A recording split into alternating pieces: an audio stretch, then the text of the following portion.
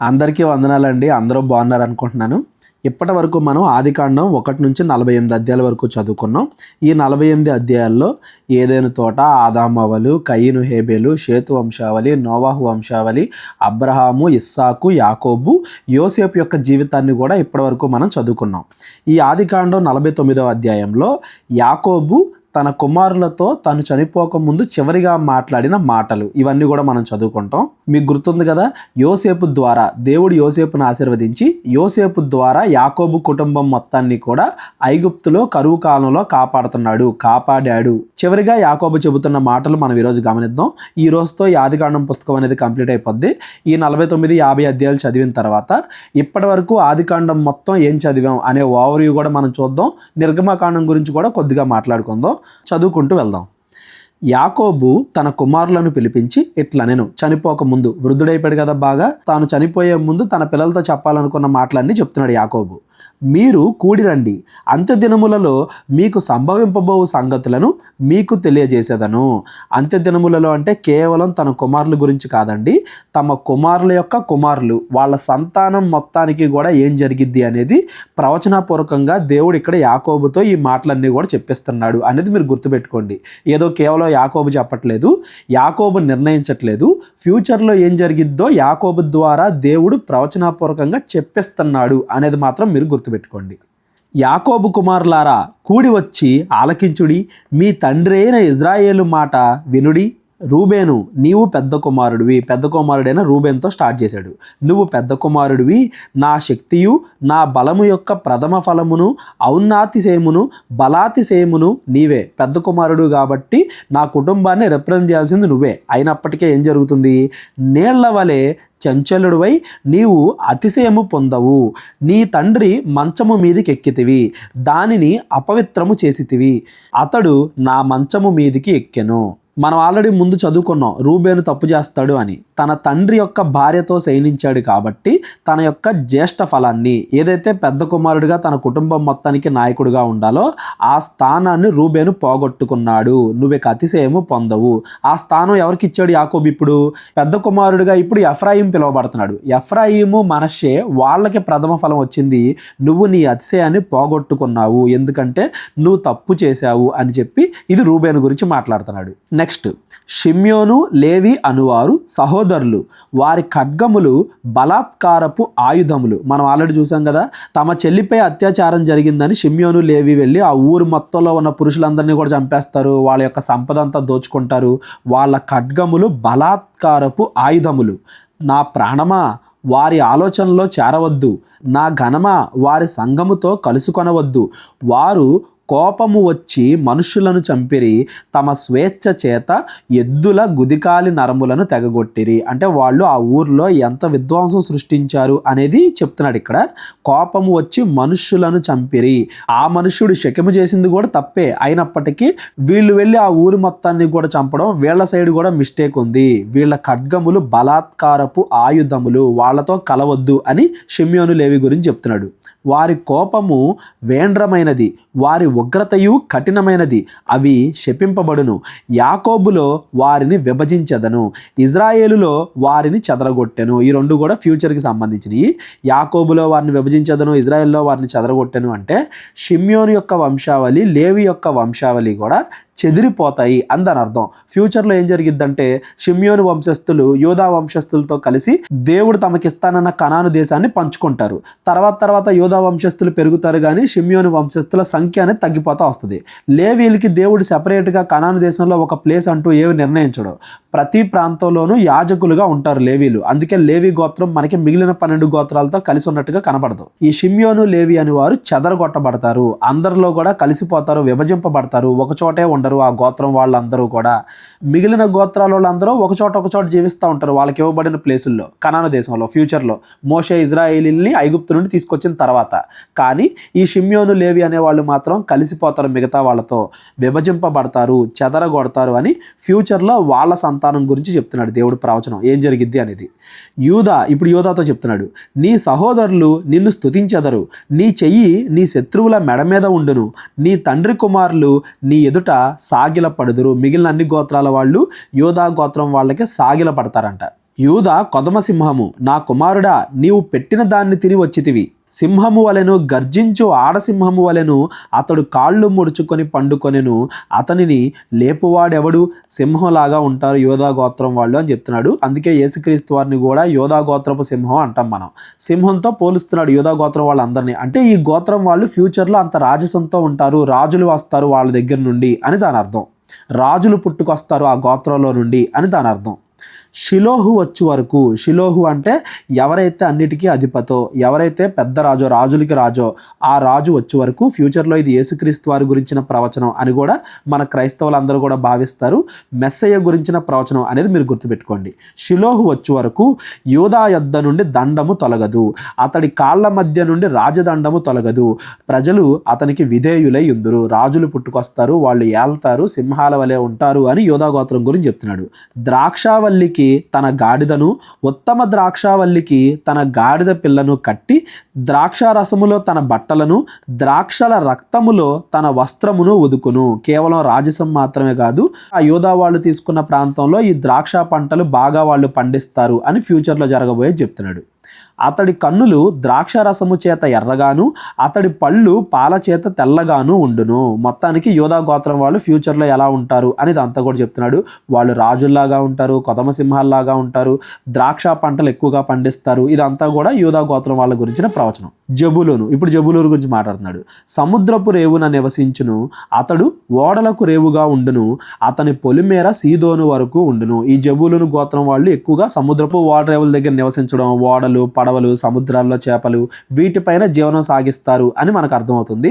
ఈ గోత్రాలన్నిటికీ ఏ ఏ ప్లేస్లు ఇచ్చారో, ఫ్యూచర్లో ఇవన్నీ కూడా నెరవేర్నియా లేదా అనేది కూడా మనం మిగిలిన పుస్తకాల్లో చదువుకుంటూ వెళ్తాం. ఇజ్రాయేలీలు వాగ్దాన దేశంలో ప్రవేశించేసిన తరువాత ఇవన్నీ కూడా నెరవేరడం మనం గమనించవచ్చు. ఇస్సాకారు రెండు దొడ్ల మధ్యను పండుకొని ఉన్న బలమైన గార్ధబము, అతడు విశ్రాంతి మంచిదగుటయు ఆ భూమి రమ్యమైన దగుటయు చూచెను గనుక అతడు మోయుటకు భుజము వంచుకొని వెట్టి చేయు దాసుడగును. ఈ ఇస్సాకారు వంశం వాళ్ళు బాగా కష్టపడి పనిచేస్తారు, పనులైతే బాగా చేస్తారు, కానీ విశ్రాంతి దొరకడం కష్టమైపోద్ది. విశ్రాంతి తీసుకోవడం మంచిది అనేంతలాగా, అంటే ఫ్యూచర్లో వ్యాపారాలు చేసేవాళ్ళు, వీళ్ళు సరిహద్దుల్లో ఉంటారు కాబట్టి ఆక్రమించుకునే వాళ్ళు, వాళ్ళందరూ వచ్చి వీళ్ళ చేత బాగా వెట్టి పనులు చేయించుకుంటారు, బాగా కష్టపెడతారు అని ఫ్యూచర్లో ఈ ఇస్సాకారు యొక్క వంశము గురించి, వాళ్ళ యొక్క సంతానం గురించి చెప్తున్నాడు ఏం జరిగిద్ది అని. మీరు అన్నిటి వచనాల నుంచి గుర్తుపెట్టుకోవాలి ఏంటంటే, దేవుడు వీళ్ళ తప్పులు, వీళ్ళ యొక్క పాపాలు వీళ్ళ పిల్లల మీద ఇట్లా, దేవుడు ఎక్కడా కూడా బైబిల్లో తండ్రుల పాపాలను పిల్లల మీద వేయడు. వీళ్ళేదో తప్పులు చేశారు కాబట్టి వీళ్ళ సంతానం మొత్తాన్ని దేవుడు శిక్షిస్తున్నాడు అని మనం అనుకోకూడదు. ఫ్యూచర్లో వీళ్ళ యొక్క పిల్లలు ఏమవుతారు, వీళ్ళ సంతానం ఏమవుతారు అనేది ప్రవచనాపూర్వకంగా దేవుడు ఇక్కడ యాకోబుతో చెప్పిస్తున్నాడు అంతే. ఇజ్రాయేలీలు ఇప్పుడు ఐగుప్తు నుండి వాగ్దాన దేశానికి వెళ్తున్నారు కదా, మోషే గుర్తు చేస్తున్నాడు, ఇదిగో యాకోబు ముందే చెప్పాడు ఏం జరిగిద్ది అని. ప్రతి వంశం గురించి, ప్రతి గోత్రం గురించి మోషే యాకోబు చెప్పిన మాటలు గుర్తు చేస్తున్నాడు. వాళ్ళ పిల్లలు ఏమవుతారు అనేది ఇక్కడ ప్రవచనాపూర్వకంగా చెప్తున్నారే కానీ తండ్రులు చేసిన తప్పుల్ని పిల్లల మీద వెయ్యట్లేదు అనేది మాత్రం మీరు గుర్తుపెట్టుకోండి. ఇప్పటిదాకా ఇస్సాకారుతో లేయా కుమారులు అయిపోయారు. ఇప్పుడు దాసులు బిల్హా, జిల్పా వాళ్ళ యొక్క కుమారుల గురించి చూద్దాం. దాను ఇజ్రాయేలు గోత్రికుల వలె తన ప్రజలకు న్యాయము తీర్చును. దాను త్రోవలో సర్పముగాను దారిలో కట్లపాముగాను ఉండును. అది గుర్రపు మడిమెలు కరుచును, అందువల్ల ఎక్కువాడు వెనుకకు పడును. ఒక పక్కన న్యాయము తీర్చును అంటున్నాడు, ఇంకో పక్కన సర్పంతో పోలుస్తున్నాడు దాను గోత్రికుల్ని. ఏంటి అంటే నెక్స్ట్ ఫ్యూచర్లో రాబోయే న్యాయాధిపతులు అవ్వచ్చు, దాను గోత్రంలో ఉన్న యజమానులు అవ్వచ్చు, వాళ్ళందరూ కూడా విగ్రహారాధన బాగా ప్రోత్సహించారు. ఇజ్రాయేలీల అన్ని గోత్రాల్లో కంటే విగ్రహారాధన ఎక్కువగా పాటించిన గోత్రం ఈ దాను గోత్రం. అందుకని దాన్ని సర్పంతో పోలుస్తున్నాడు. కట్లపాము, అది గుర్రపు మడిమెలు కరుచును, ఎక్కువాడు వెనకకు పడును. ఈ దాను గోత్రం వాళ్ళు, ఉదాహరణకి ఫ్యూచర్లో మనకి సంసోను కనబడతాడు నాయకుడు. ఆ సంసోను ఎక్కడి నుండి వస్తాడు? ఈ దాను గోత్రం నుండే వస్తాడు.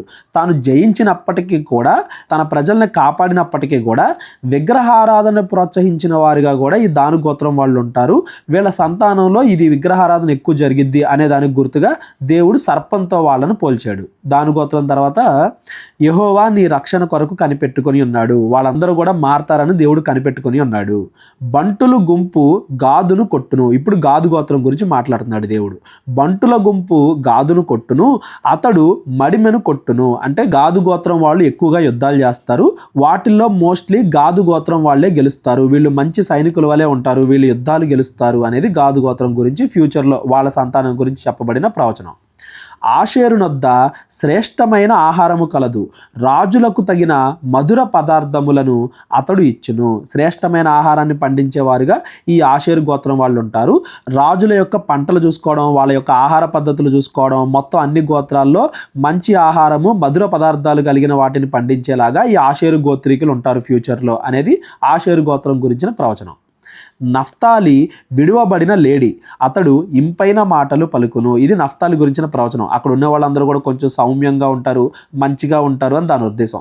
యేసుక్రీస్తు వారు కూడా బాప్తిస్మం తీసుకున్న తర్వాత ఈ నఫ్తాలి ప్రాంతంలోనే ఎక్కువగా తన సువార్త పరిచయం చేసినట్టుగా, ఆ ప్రాంతంలో పరలోక రాజ్యం గురించి చెప్పడం స్టార్ట్ చేసినట్టుగా మనం చూస్తాం. అది కొత్త నిబంధనలో మత్తయి సువార్త 4వ అధ్యాయం అక్కడ మనం అలా గమనించవచ్చు. ఇంపైన మాటలు వస్తాయి వీళ్ళ గోత్రం నుండి, విడువబడిన లేడితో పోలుస్తున్నాడు. ఇప్పుడు ఈ బిల్హా, జిల్పా వీళ్ళ కుమారులు కూడా అయిపోయారు. ఇప్పుడు రాహేలు కుమారులు యోసేపు, బెన్యామీను. యోసేపు గురించి మాట్లాడుతున్నాడు. ఫస్ట్, యోసేపు ఫలించెడి కొమ్మ, ఓట యొద్ద ఫలించెడి కొమ్మ, దాని రెమ్మలు గోడ మీదకెక్కి వ్యాపించును. యోసేపు అనగానే ఎఫ్రాయిము, మనష్షే ఈ 2 గోత్రాలను కూడా ఇందులోనే కలిపి దీవిస్తున్నాడు అనేది మీరు గుర్తుపెట్టుకోండి. విలుకాండ్రు అతనిని వేధించిరి, వారు బాణములు వేసి అతన్ని హింసించిరి. యోసేపు పడిన బాధలు, చాలా బాధలు పడ్డాడు కదా, తన యజమానుల చేత వ్యభిచారం అనే నిందేసుకున్నాడు, చెరసాల్లో ఉన్నాడు. బాధలు అనుభవించినప్పటికీ కూడా ఫలించెడి కొమ్మ, దేవుడు అతనికి తోడుంటాడు. యాకోబు కొలుచు పరాక్రమశాలి అయిన వాని హస్తబలము వలన, యాకోబు కొలిచే పరాక్రమశాలి అయిన వాని హస్తబలము అంటే దేవుని యొక్క బలము, దేవుని యొక్క హస్తబలము వలన అతడి విల్లు బలమైన దగును. ఇజ్రాయేలునకు బండయు మేపెడి వాడును ఆయనే. ఇప్పుడు ఇజ్రాయేల్ కుటుంబం మొత్తాన్ని అతడే కదా చూసుకుంటుంది.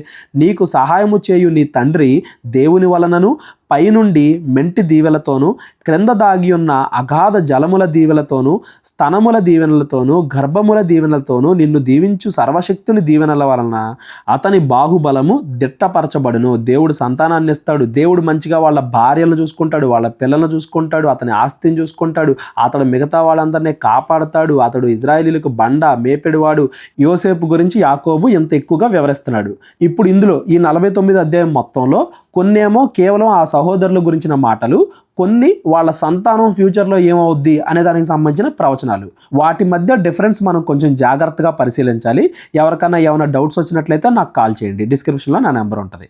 నీ తండ్రి దీవెనలు నా పూర్వీకుల దీవెనల పైని చిరకాల పర్వతముల కంటే హెచ్చుగా ప్రబలమగును. అబ్రహాము, ఇస్సాకు, యాకోబు ఈ దీవెనలన్నీ కూడా యోసేపులో నెరవేరుతున్నాయి.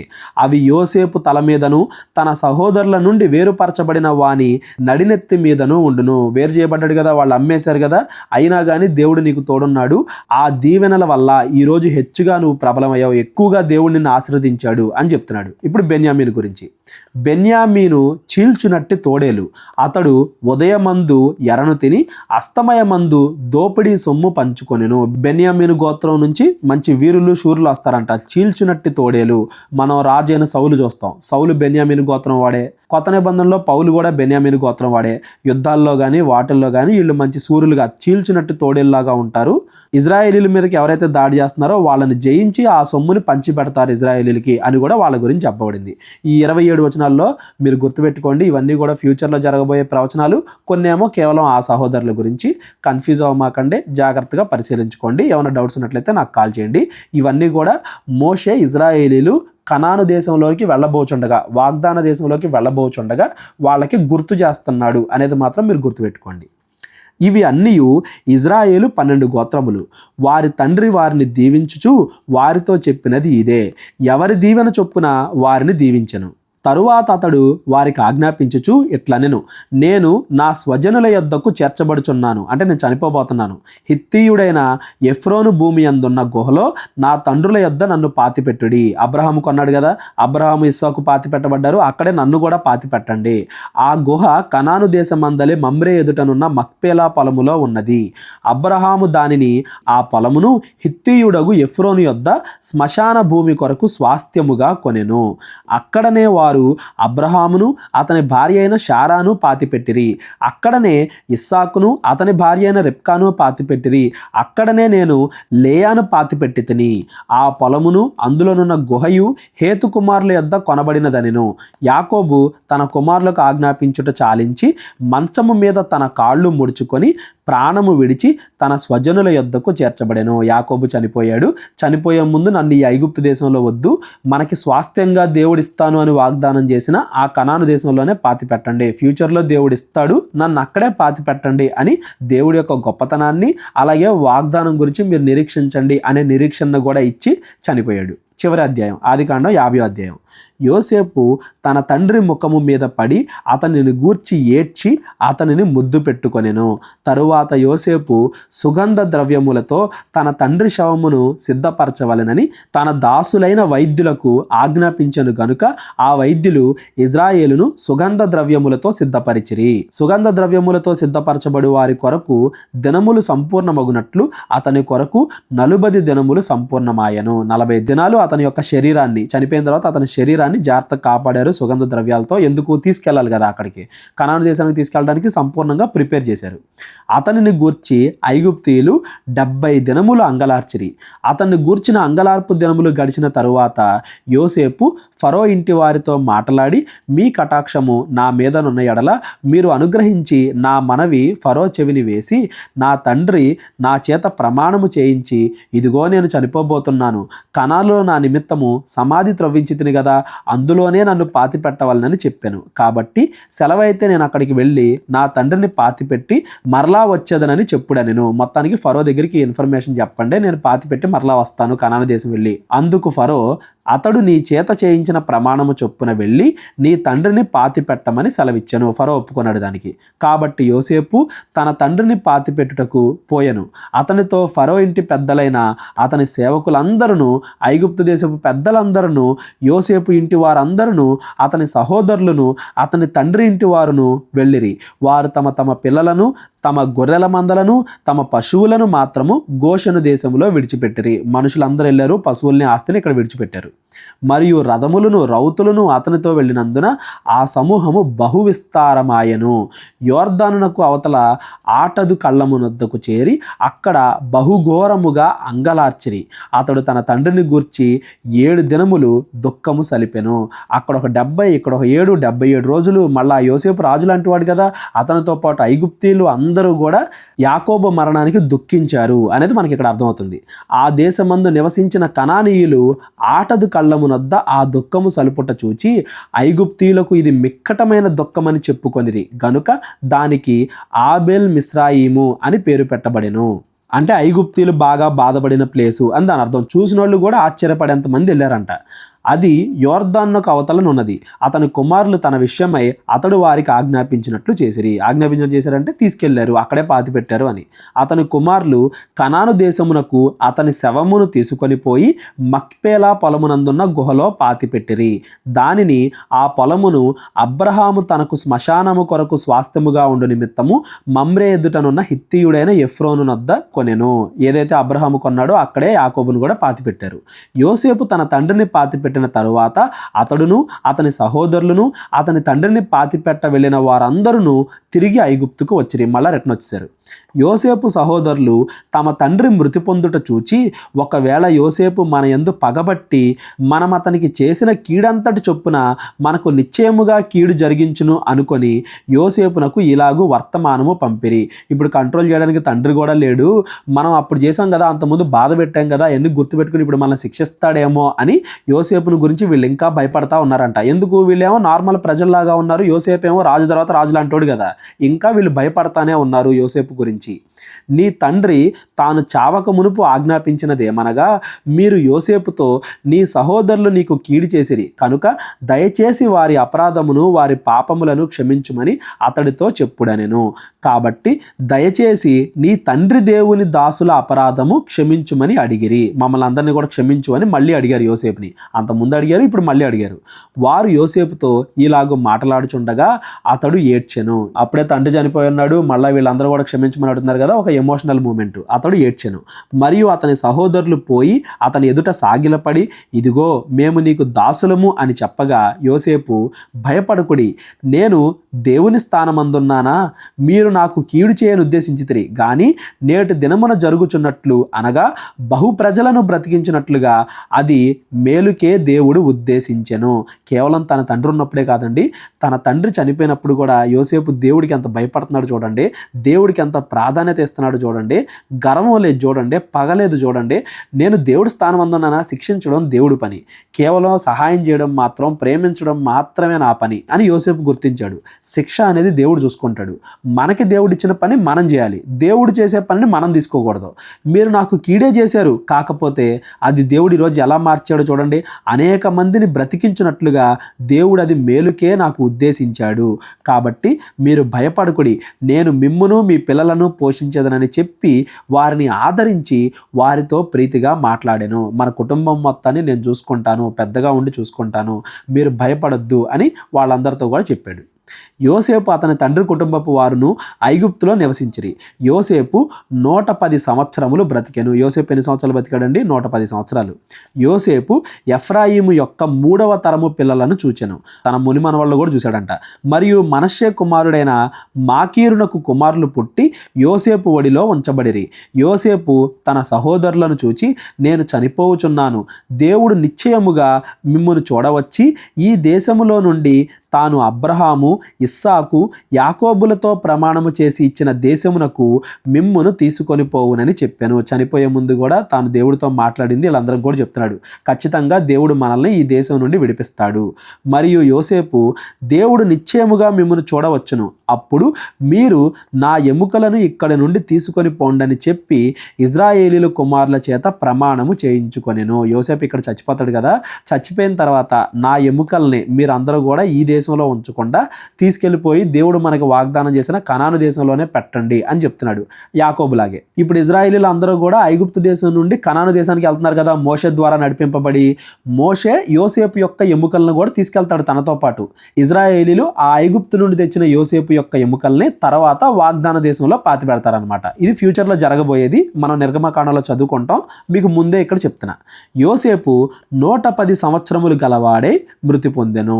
వారు సుగంధ ద్రవ్యములతో అతని శవమును సిద్ధపరిచి ఐగుప్తు దేశమందు ఒక పెట్టెలో ఉంచిరి. ఐగుప్తీలు ఎలా అయితే వాళ్ళలో చనిపోయిన వాళ్ళని పెడతారో అలా ఒక పెట్టెలో యోసేపు యొక్క శవాన్ని ఉంచారు.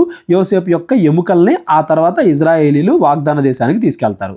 ఇక్కడతో ఆదికాండం పుస్తకం మొత్తం మనకు కంప్లీట్ అయిపోయిందండి. రేపటి నుంచి నిర్గమాకాండం మనం చదువుకుందాం. ఈ నిర్గమాకాండం చదువుకోబోయే ముందు మీ అందరూ కూడా ఒక విషయం చెప్పాలండి. ఆదికాండానికి నిర్గమాకాండానికి మధ్యలో ఎన్ని సంవత్సరాల గ్యాప్ ఉంది, ఎన్ని సంవత్సరాల తర్వాత మోషే ద్వారా దేవుడు ఇజ్రాయేలీని ఐగుప్తు బానిసత్వంలో నుండి విడిపించాడు అనేది మనం గమనించాలి. నిర్గమాకాండంలో మోషే ఎప్పుడు పుట్టాడు, మోషే ఎవరికి పుట్టాడు అని ఒక వరుస ఉంటుందండి. అది చూద్దాం మనం. చూడండి, నిర్గమాకాండం 6వ అధ్యాయం 16వ వచనంలో ఉంటుంది మోషే గురించి. లేవి కుమారులు ఎవరో? గెర్షోను, కహాతు, మెరారి. ఈ కహాతు యొక్క కుమారులు ఎవరో? అమ్రాము, ఇస్సారు, హెబ్రోను. ఈ అమ్రాము కుమారులు ఎవరో? అమ్రాము తన మేనత్తే అయిన యెకుబుదును పెళ్లి చేసుకున్నాడు. అతనికి అహరోను, మోషే అనే 2 పిల్లలు పుట్టారు.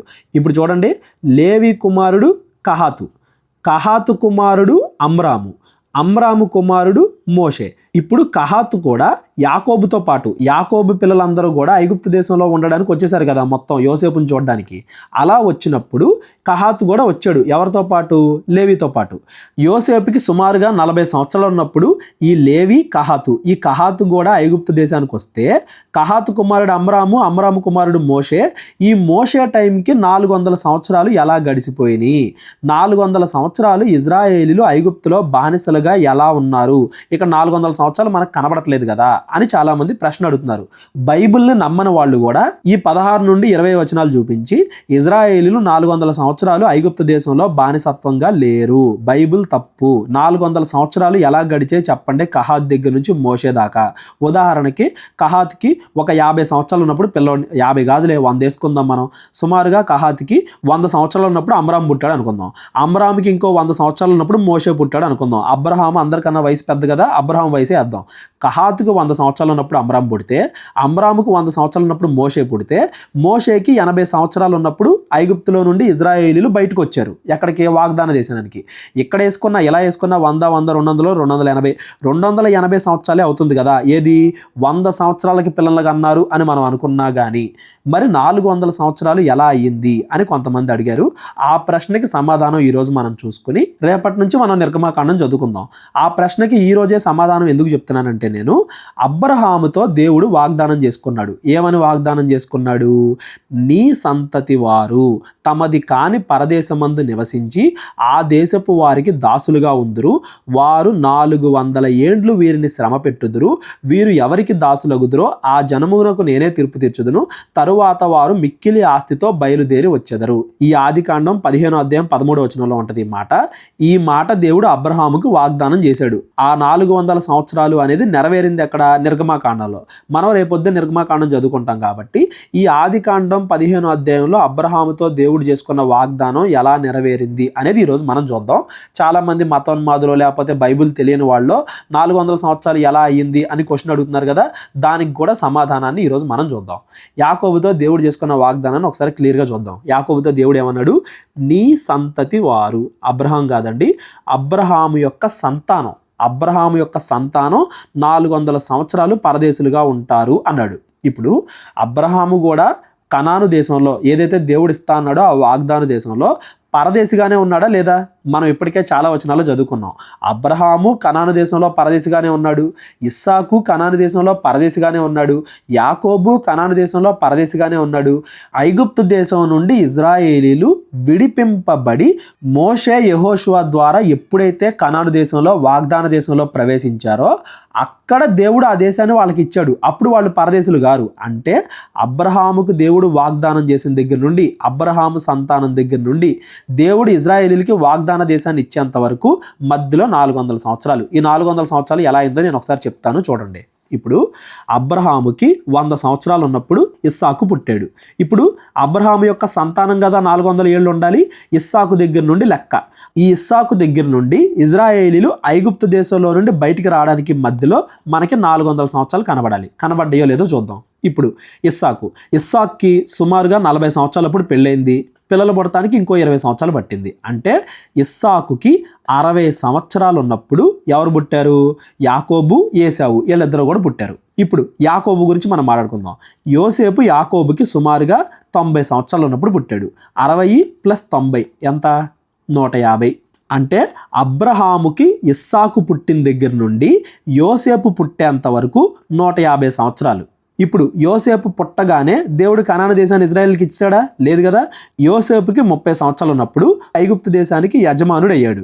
యోసేపు యాకోబు తిరిగి కలుసుకునే సమయానికి యోసేపుకి సుమారుగా 40 సంవత్సరాలు. యోసేపుకి 40 సంవత్సరాలు వచ్చిన తర్వాత వీళ్ళందరూ కూడా ఐగుప్తు దేశానికి వచ్చారు. అంటే ఇక్కడికి ఎంతైనా 190. సుమారుగా అబ్రహాముకి ఇస్సాకు పుట్టిన దగ్గర నుండి, ఇస్సాకు గురించి మనం ఎందుకు క్యాలిక్యులేట్ చేసుకుంటున్నాం? నీ సంతానం అన్నాడు కదా, అబ్రహాము సంతానం ఇస్సాకు కాబట్టి అబ్రహాము ఇస్సాకును కన్న దగ్గర నుండి ఇజ్రాయేలీలు ఐగుప్తులోకి వచ్చేసరికి మొత్తం ఎంత అయింది? 190 సంవత్సరాలు అయింది. ఈ 190వ సంవత్సరం వచ్చేసరికే ఆ కహాతు అనే అతను కూడా యాకోబు కుటుంబస్తులతో ఐగుప్తులోకి వచ్చారు. అక్కడి నుండి 130 సంవత్సరాల తరువాత మోషే పుట్టాడు. మోషే పుట్టగానే ఇజ్రాయేలీలు బయటకు వచ్చారు ఐగుప్తులో నుండి. మోషేకి సుమారుగా 80 సంవత్సరాలు ఉన్నప్పుడు దేవుడు ఐగుప్తులో నుండి ఇజ్రాయేలీల్ని బయటికి రప్పించాడు వాగ్దాన దేశం తీసుకెళ్ళటానికి. ఈ 130 + 80 ఎంత? 210. ఈ 210 190 కలపండి ఎంత? 400. అంటే అబ్రహాముకి ఇస్సాకు పుట్టిన దగ్గర నుండి మోషే ద్వారా ఇజ్రాయేలీలు ఐగుప్తులో నుండి బయటకు వచ్చేసరికి 400 సంవత్సరాలు అయ్యింది అని దాని అర్థం. ఇజ్రాయేలీలు ఐగుప్తులో 400 సంవత్సరాలు బానిసలుగా లేరు. ఇజ్రాయేలీలు ఐగుప్తులో కేవలము 210 సంవత్సరాలు మాత్రమే బానిసలుగా ఉన్నారు. 400 సంవత్సరాలు కాదు. ఇది మీరు గుర్తుపెట్టుకోండి. ఈ 210 సంవత్సరాలు ఎక్కడి నుండి? యోసేపు దగ్గరికి యాకోబు కుటుంబం మొత్తం వచ్చేసింది కదా. ఈ ఇజ్రాయేలీల కుటుంబం మొత్తం యోసేపు సంరక్షణలో ఐగుప్తులో ఉన్న దగ్గర నుండి మోషే ఐగుప్తులో నుండి వాళ్ళని విడిపించేంత వరకు 210 సంవత్సరాలు. మరి 400 అని దేవుడు ఎందుకు చెప్పాడంటే, 400 దేవుడు ఎక్కడి నుండి చెప్పాడంటే అబ్రహాముకి ఇస్సాకు పుట్టిన దగ్గర నుండి చెప్పాడు. అబ్రహాముకి ఇస్సాకు పుట్టిన దగ్గర నుండి ఇజ్రాయేలీలు ఐగుప్తులో నుండి బయటకు వచ్చేసరికి 400 సంవత్సరాలు. కేవలం ఐగుప్తు దేశంలో బానిసత్వంలో ఉన్నది 210 సంవత్సరాలు. ఇది మీరు గుర్తుపెట్టుకోండి. మళ్ళీ 400 సంవత్సరాలు మీరు యోసేపు దగ్గర నుండి లెక్కేకండి. యోసేపు చచ్చిపోయిన తర్వాత 400 సంవత్సరాలు ఇజ్రాయెల్ దేశంలో ఐగుప్తీయులు బానిసలుగా ఉన్నారు, ఆ తర్వాత మోషే రక్షించాడు అని మీరు అనుకోకండి. ఒకవేళ మీరు అలా అనుకుంటే అప్పుడు ఈ నిర్గమాకాండం 6వ అధ్యాయం 16వ వచనాన్ని మనం తప్పుగా అర్థం చేసుకున్న వాళ్ళం అవుతాం. చెప్పాడు కదా, లేవి కుమారుడు కహాతు కహాతు, కహాతు కుమారుడు అమ్రాము, అమ్రాము కుమారుడు మోషే. ఇక్కడ నుండి ఇక్కడ దాకా 400 సంవత్సరాలు అవో, ఇక్కడ నుండి ఇక్కడ దాకా కేవలం 130 సంవత్సరాలే అయ్యాయి. మీరు ఈజీగా గుర్తుపెట్టుకోవడానికి నేను మళ్ళీ ఒకసారి చెప్తున్నాను, కన్ఫ్యూజ్ అవ్వకూడదని చెప్తున్నా, గుర్తుపెట్టుకోండి. ఇస్సాకు పుట్టిన 60 సంవత్సరాలకి యాకోబు పుట్టాడు. యాకోబు పుట్టిన 90 సంవత్సరాలకి యోసేపు పుట్టాడు. యోసేపు పుట్టిన 40 సంవత్సరాలకి ఇజ్రాయేలీలు ఐగుప్తు దేశంలో ప్రవేశించారు. ఇక్కడికి ఎంత అయింది? 190. ఇజ్రాయేలీలు ఐగుప్తు దేశంలో ప్రవేశించిన తర్వాత 130 సంవత్సరాలకి మోషే పుట్టాడు. మోషేకి 80 సంవత్సరాలు ఉన్నప్పుడు ఇజ్రాయేలీలు ఐగుప్తులో నుండి బయటకు వచ్చారు. ఈ 210 190 కలిపితే 400 సంవత్సరాలు. మోషే ఇజ్రాయేలీల్ని ఐగుప్తులో నుండి బయటకు తీసుకొచ్చేసరికి అబ్రహాముకి ఇస్సాకు పుట్టిన దగ్గర నుండి కరెక్ట్గా 400 సంవత్సరాలు. కొంతమందికి బైబిల్లో 400 సంవత్సరాల 430 సంవత్సరాల అని కూడా డౌట్ ఉంటుంది. ఈ 430 అనేది కూడా మనం ఒకసారి చూద్దాం. ఒకసారి మనం చూస్తే గలతీయులకు రాసిన పత్రిక 3వ అధ్యాయం 16వ వచనంలో అబ్రహాముకు చేస్తున్నాడు దేవుడు వాగ్దానం. నీ సంతానం ఏమవుద్దంట? నేను చెప్పుదేమనగా 430 సంవత్సరములైన తరువాత వచ్చిన ధర్మశాస్త్రము వాగ్దానమును నిరర్ధకము చేయనంతగా పూర్వమందు దేవుని చేత స్థిరపరచబడిన నిబంధనను కొట్టివేయదు. పౌలు గారు మాట్లాడుతూ అబ్రహాముకి దేవుడు వాగ్దానం చేసిన 430 సంవత్సరాల తరువాత ధర్మశాస్త్రం వచ్చింది అని చెప్తున్నాడు. ఈ 430 ఏంటంటే ధర్మశాస్త్రం రావడానికి. దేవుడు ధర్మశాస్త్రాన్ని ఎప్పుడు ఇచ్చాడు? ఇజ్రాయేలీలు ఐగుప్తు దేశంలో నుండి బయటకు వచ్చిన తర్వాత కదా. అబ్రహాముకి వాగ్దానం ఎప్పుడు చేసుకున్నాడు? సుమారుగా అబ్రహాముకి 70 సంవత్సరాలు ఉన్నప్పుడు దేవుడు వాగ్దానం చేసుకున్నాడు. ఇస్సాకు ఎప్పుడు పుట్టాడు? 100 సంవత్సరాలకు పుట్టాడు. మనం ఇందాకడ దాకా ఇస్సాకు పుట్టిన దగ్గర నుండే లెక్కేసుకున్నాం 400 సంవత్సరాలు. కానీ పౌలు గారు ఇస్సాకు పుట్టిన దగ్గర నుండి అనట్లా, అబ్రహాముతో వాగ్దానం చేసుకున్న దగ్గర నుండి 430 అంటున్నాడు. అంటే ఇస్సాకు పుట్టక ముందు ఇంకొక 30 సంవత్సరాలు అబ్రహాము దేవుడితో ట్రావెల్ చేశాడు కదా, ఆ 30 కూడా కలపాలి. ఈ 400 430 మీరు కన్ఫ్యూజ్ అవ్వద్దు. ఇస్సాకు పుట్టిన దగ్గర నుండి ఇజ్రాయేలీలు ఐగుప్తు దేశంలో నుండి బయటకు వచ్చారు వాగ్దాన దేశానికి అనే దగ్గర దాకా 400 సంవత్సరాలు. అబ్రహాముతో దేవుడు వాగ్దానం చేసుకున్న దగ్గర నుండి లెక్కేసుకుంటే 30 సంవత్సరాలు కూడా కలపాలి. కాబట్టి 430 సంవత్సరాలు. దేవుడు అబ్రహాముకి 70 సంవత్సరాలు ఉన్నప్పుడు వాగ్దానం చేసుకున్నాడు. 75 సంవత్సరాలు ఉన్నప్పుడు దేవుడు అబ్రహాముని హారాన్ నుండి కనాను దేశానికి రప్పించాడు. అబ్రహాము కనాను దేశంలో ఉన్నప్పటి నుంచి వీళ్ళు పరదేశులుగా ఉన్నారు. పరదేశులుగా 400 సంవత్సరాలు ఉన్నారు. 400 సంవత్సరాల తరువాత దేవుడు మోషే ద్వారా ఇజ్రాయేలీని ఐగుప్తులో నుండి విడిపించాడు. ఈ గలతీయులు రాసిన పత్రిక మీకు అర్థమైంది కదా. ఇప్పుడు ఒకసారి అపోస్తుల కార్యాలు కూడా చదువుకుందాం. అపోస్తుల కార్యాలు 7వ అధ్యాయం 6వ వచనం. అయితే దేవుడు అతని సంతానము అన్య దేశమందు పరవాసులగుదురనియు ఆ దేశస్థులు 400 సంవత్సరముల మట్టుకు వారిని దాస్యమునకు లోబరుచుకొని బాధ పెట్టుదురనియు చెప్పాను. అబ్రహాము పరదేశిగానే బతికాడు, ఇస్సాకు పరదేశిగానే బతికాడు, యాకోబు పరదేశిగానే బతికాడు, అబ్రహాము సంతానం మొత్తం పరదేశులుగానే బ్రతికారు. అది ఎప్పుడు కంప్లీట్ అయిందంటే 400 సంవత్సరాలు. 400 అంటే 400 సంవత్సరాల తరువాత మోషే ఇజ్రాయేలీల్ని ఐగుప్తు దేశంలో నుండి నడిపించిన తరువాత ఆ బాధ అనేది తప్పింది. అంటే దేవుడు అబ్రహాముకి ఏదైతే వాగ్దానం చేశాడో 400 సంవత్సరాల తర్వాత మీ వాళ్ళందరూ కూడా మిక్కిలి ఆస్తితో బయలుదేరి వచ్చేదరు అని, సేమ్ అలాగే ఐగుప్తు దేశం నుండి మిక్కిలి ఆస్తితో మోషే ఇజ్రాయేలీలు వాళ్ళందరూ కూడా 400 సంవత్సరాల తర్వాత బయటకు వచ్చారు. 400 సంవత్సరాలు ఎక్కడి నుంచి?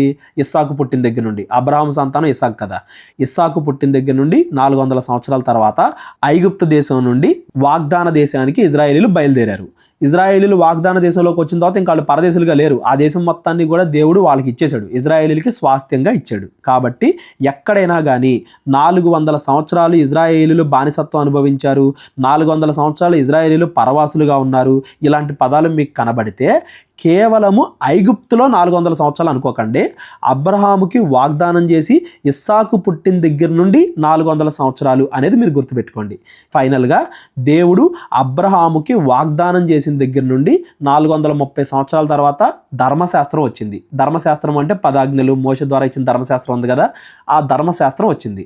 అబ్రహాముకి ఇస్సాకు పుట్టిన దగ్గర నుండి, అబ్రహాము సంతానమైన ఇష్మాయిల్ కాదండో ఇస్సాకు పుట్టిన దగ్గర నుండి 400 సంవత్సరాల తర్వాత ఐగుప్తు దేశంలో నుండి ఇజ్రాయేలీలు వాగ్దాన దేశం వైపు తమ ప్రయాణాన్ని సాగించారు. ఇదంతా కూడా మీరు గుర్తుపెట్టుకోండి. ఎవరికైనా ఇందులో ఏ డౌట్ ఉన్నా కానీ నాకు కాల్ చేయండి, డిస్క్రిప్షన్లో నా నెంబర్ ఉంటుంది. కొంచెం అర్థం చేసుకోవడం కష్టమైనా కానీ ఇది నేను ఎందుకు చెప్పాను అంటే ఫ్యూచర్లో మనకి కన్ఫ్యూజన్ రాకుండా ఉండడానికి. అందరికీ కంగ్రాట్స్ అండి, ఎందుకంటే ఒక్కరోజు కూడా మిస్ అవ్వకుండా దేవుడు మనందరి ఆరోగ్యాన్ని కాపాడుతూ జనవరి 1వ తారీఖు నుండి ఇప్పటిదాకా కంటిన్యూస్గా చదువుకుంటూ ఆదికాండం పుస్తకాన్ని మనం కంప్లీట్ చేసుకున్నాం. అందరికీ కూడా కంగ్రాచులేషన్స్. ఇలాగే మనం మిగిలిన బైబిల్ మొత్తాన్ని కూడా చదువుకోవాలి, దేవుడి కృప మనపై ఉండాలని నేను కోరుకుంటున్నాను. మా పరిచర్య గురించి కూడా మీరు అందరూ కూడా జ్ఞాపకం చేసుకోండి. దేవుని చిత్తం అయితే మా పరిచర్యలో పాలిభాగస్తులు అవడానికి ప్రయత్నించండి. రేపొద్దు నుండి నిర్గమకాండం మనం చదువుకుందాం. ఎవరికి ఏ సందేహాలు ఉన్నా కానీ డిస్క్రిప్షన్లో నా నెంబర్ ఉంటుంది, కాల్ చేయండి. అందరికీ వందనాలు. దేవుడు మీ అందరినీ కూడా దీవించి ఆశీర్వదించును గాక. అందరికీ వందనాలండి. కేవలం 30 వీడియోస్లో బైబిల్ నేర్చుకోండి అనే ఎంతో విలువైన ఈ కోర్స్ జస్ట్ ₹1 మీకు కావాలి అంటే మీ పేరు, మీ ఊరు ఈ నెంబర్కి వాట్సాప్ చేయండి. ఈ కోర్సులో ఏ విషయాలు ఉంటాయో ముందుగానే తెలుసుకోవడానికి ఈ వీడియో పాస్ చేసి టాపిక్స్ అన్నీ చదువుకోండి. క్రైస్తవులందరూ ఈ బైబిల్ కోర్స్ వినాలి అని మేము కోరుకుంటున్నాం. అందరినీ దేవుడు దీవించును గాక. ఆమెన్.